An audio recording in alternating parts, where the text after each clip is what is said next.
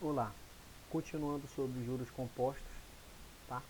Eu vou mostrar para vocês a fórmula, falar um pouquinho. Só que na próxima aula eu vou explicar, né? Eu vou mostrar para vocês como funciona essa fórmula, como foi que chegaram nessa fórmula. Seria bom vocês voltarem o vídeo quantas vezes necessário para a próxima aula. Não esse vídeo, mas o próximo, o vídeo de quinta-feira. Agora vamos só entender a fórmula um pouquinho, mas depois eu vou demonstrar essa fórmula para vocês, ok? Então, continuando sobre juros compostos, né, a continuação na aula. Agora observe, tá, que se multiplicarmos a taxa de juros sobre o início de cada período, é o mesmo que calcular aqui o montante no período n, calcular o montante no período n, que é igual ao capital vezes, abre parênteses, 1 mais a taxa de juros. Isso aqui é elevado a n. N é o período, tá? O período em que essa taxa foi aplicada. Então, pessoal, essa fórmula é a fórmula do montante, tá? Essa fórmula aqui é a fórmula que nós calculamos, tá? Para saber o montante de uma determinada aplicação no período n a uma taxa i a uma aplicação c, em que n de n é o montante do período n, c é o principal, né? É o capital aplicado, I é a taxa de juros e N é o período correspondente à taxa de juros. Observe como funciona pelo exemplo anterior, tá? Aqui é só para a gente aplicar mesmo no exemplo a fórmula, mas eu ainda vou explicar como se chegar nessa fórmula, ok? No próximo vídeo eu estou devendo para vocês. Como se trata só de uma aula, então dá para fazer isso. Vamos lá, o mesmo problema do exemplo do vídeo anterior, tá? Vamos lá. Então no período M1, tá? Se você pegar, colocar lá no lugar do capital os 500, aí abre parênteses, esse 1 aqui, tá? Esse 1 aqui, eu vou explicar por que aparece esse 1 no próximo vídeo, tá?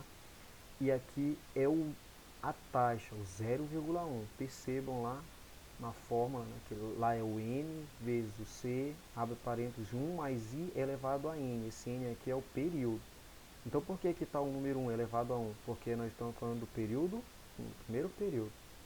Então, aqui fica 1 mais 0,01. Se você somar esse 1 com isso, esse 1 é somado apenas com o zero dos números inteiros aqui, da parte inteira. Então, dá 0,01 elevado a 1 é o próprio 0,01.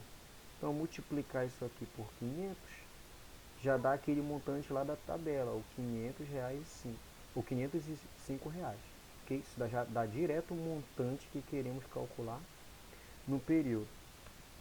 Aqui é a mesma coisa, no período 2, então o montante aplicado ao segundo período é 500 vezes 1 mais 0,01 elevado a 2, são 2 meses agora, tá? 2 meses.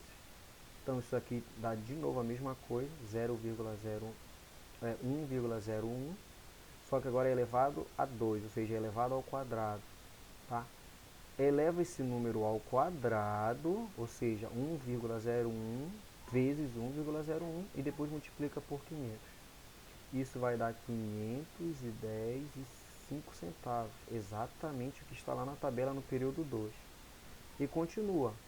Agora, aqui é a mesma coisa, só que agora aplicado ao terceiro mês, tá? Ao terceiro período, ou seja, a única coisa que mudou aqui na nossa fórmula, tá? O 500 continua sendo o mesmo, a taxa continua sendo o mesmo, só o período, que agora são 3 meses, então é elevado a 3, elevado à terceira potência. Então 500 vezes, isso aqui é a soma do 1 mais o 0,01, está aqui, elevado ao cubo.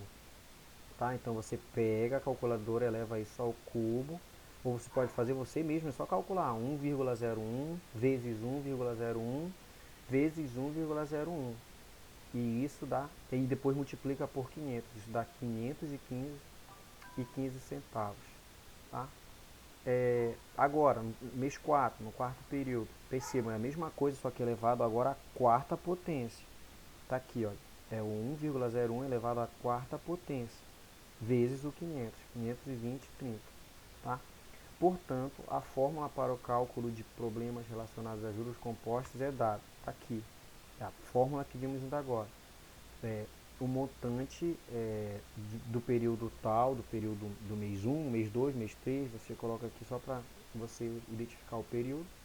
É o que? O capital vezes, abre parênteses, 1 mais o I, que é a taxa de juros, elevado ao período que você quer calcular. Tá? Então essa é a fórmula. Tá aqui. Aqui está dizendo o que significa cada uma das letrinhas. Vamos lá.